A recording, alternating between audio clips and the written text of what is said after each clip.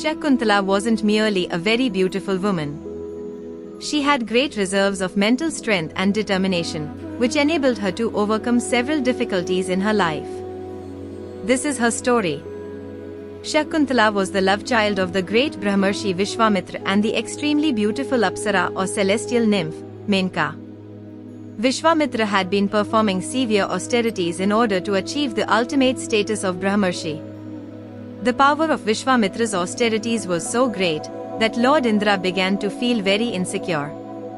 He sent his most beautiful Apsara, Menaka, to seduce Vishwamitra and weaken his austerities. The ploy worked and the union of Vishwamitra and Menaka resulted in the birth of a beautiful baby girl. Having successfully completed her assigned task, Menaka returned to heaven.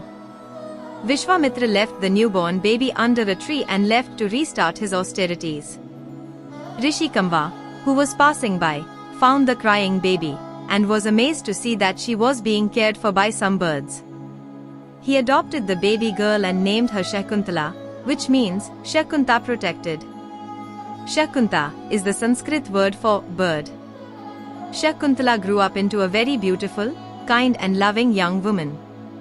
One day, King Dushyant of Hastinapur, who belonged to the Chandravanshi or lunar dynasty, was passing by. He saw Shakuntala watering some plants in the garden of her adoptive father's ashram or hermitage. The two fell in love and got married under Gandharv rites. After spending some time with Shakuntala, Dushyant left for Hastinapur, promising to come and take her to his kingdom soon. He gave Shakuntala his royal signet ring as a token of his love.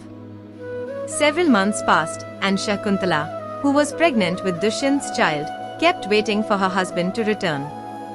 One day, Rishi Durvasa came to the ashram. But Shakuntala was so lost in her thoughts of Dushyant, she unintentionally ignored the great Rishi. Enraged at what he perceived to be an insult, Durvasa cursed Shakuntala that the person she had been thinking about would forget her. Soon, however, Durvasa realized that the innocent Shakuntala was blameless, and he softened his curse by saying that the person would regain his memory after seeing an object belonging to him. Shakuntala had given birth to a strong, brave young boy named Bharat. Rishi Kanva took Shakuntala and Bharat to Hastinapur to unite them with Dushyant. When sitting in the boat, Shakuntala put her hand in the cool river water and lost the signet ring that Dushyant had given her.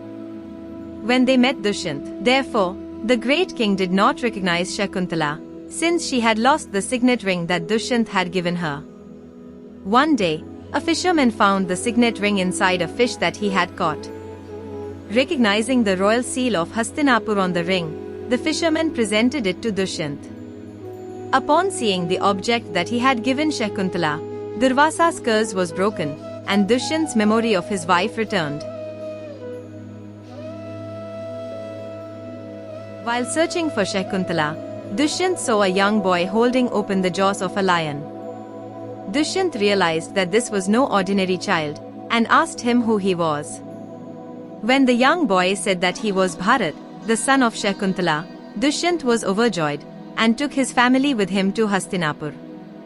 After years of pining for her long-lost love, Shakuntala had finally been reunited with her beloved husband. After Dushyant, Bharat ascended the throne of Hastinapur, and went on to become one of the greatest rulers that ever lived, so much so that ancient India came to be known as Bharatvarsh. He was the ancestor of the great Pandavas and the Kauravas. And the guiding force behind Bharat was his mother, Shakuntala.